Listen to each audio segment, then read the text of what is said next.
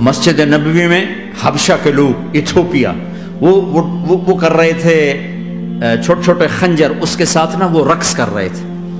تو حضرت عائشہ کے کان میں آواز پڑے کہ یا رسول اللہ میں نے دیکھنا ہے. تو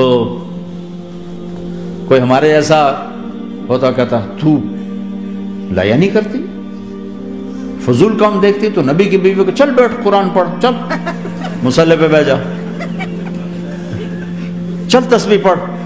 تجھے خیال کیسے آیا دنیا میں دین مٹ رہا ہے، تمہیں خیال کیسے آیا کہ تو تماشا دیکھتی ہے؟ آپ نے کہا آؤ دیکھتے ہیں. خود آپ دروازے میں کھڑے ہو گئے اور عائشہ کو پیچھے کھڑا کر لیا.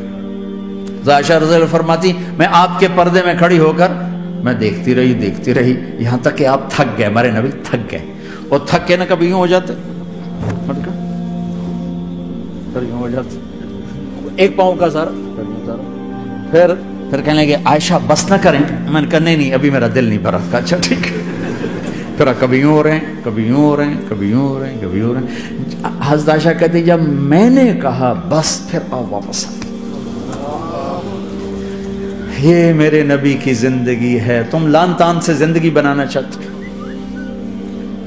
ساس سسر بہو پر بیٹے سے بھی زیادہ حق جتانا چاہتے.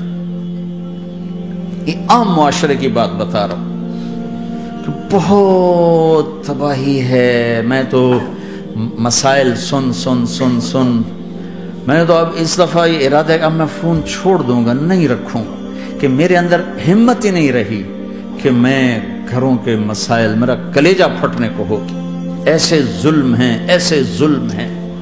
ہمارا سسرالی معاشرہ بڑا ظالم ہے، بڑا ظالم. 99% ظلم ہے.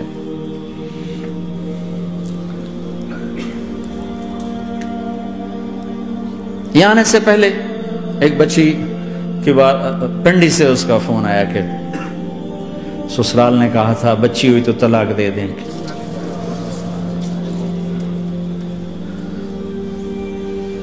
بچی ہو گئی.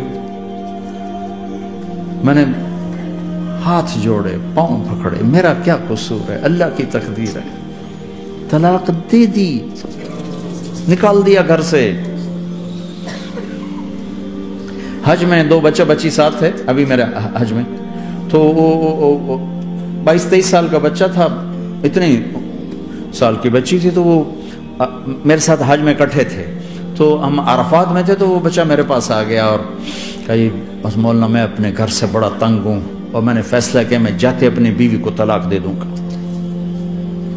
میں نے کہا شادی کتنا عرصہ؟ کہا 3 سال. میں نے کہا بیٹا ایسا نہ کرو، میں جب حج سے ہم واپس جائیں گے نا عزیزیہ میں، تو تم دونوں میاں بیوی میرے پاس آنا. تو ہم جب واپس گئے تو میں نے پہلے اس کی بچی کو بلایا اور وہ خود ہی ملنے آ گئے کہ میرے کچھ مسائل ہیں. پھر اس نے بیچارے نے اپنا دکھڑا شروع کیا. تو کہا جی 1 سال بچہ نہیں ہوا تو میری ساس نے مجھے اتنا ذلیل کیا، سسرال نے، یہ تو بانجھ ہے، اس کا تو ہونا ہی نہیں ہے.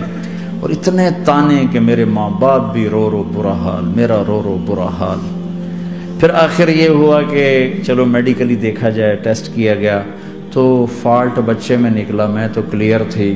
تو پھر میری ساس کی ٹیپ بدل گئی. تو تقدیر ہے، تقدیر میں لکھا تھا ایسے، تقدیر ہے. اب تقدیر آ گئی، اللہ کی رضا پہ پہلے اس کو ذلیل کیا ہوا تھا، اور جب بیٹے میں فالٹ نکلا تو اب یہ تو تقدیر ہے، تو اللہ کی رضا پہ راضی ہو جائے. یہ چھوٹے مسائل. جب میں نے تھوڑی سی ان سے سٹنگ کی تو ابھی میں اس سے فون سے ان ٹچ ہوں کہ کہیں یہ پھر بے وقوفی نہ کر بیٹھے. کہا مولانا ہمارا گھر سکھی ہو گیا پر ماں باپ دونوں ناراض ہو گئے. میں نے ان کی ناراضگی کی فکر نہ کر، انہیں راضی کرنا تیرے ذمے، تیری بیوی کے ذمے نہیں ہے. تو اپنا حسن سلوک باقی رکھ. اس حد تک یہ ہمارے گھروں میں جو نہ جاننے کی وجہ سے دیکھو تمہارے یہاں ٹریفک کا سسٹم کتنا اچھا ہے.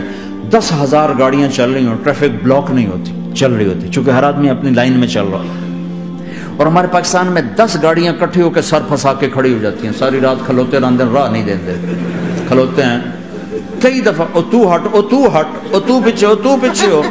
200 گاڑیاں ادھر، 200 ادھر. یہ چونکہ میں روز سڑکوں پہ چلتا ہوں، روز یہ تماشا دیکھتا ہوں. اگر تم اپنی لائن میں رہو تو کوئی فساد ہی نہیں. جب تم اپنا بیریئر کراس کرتے ہو پھر فساد شروع ہو جاتا.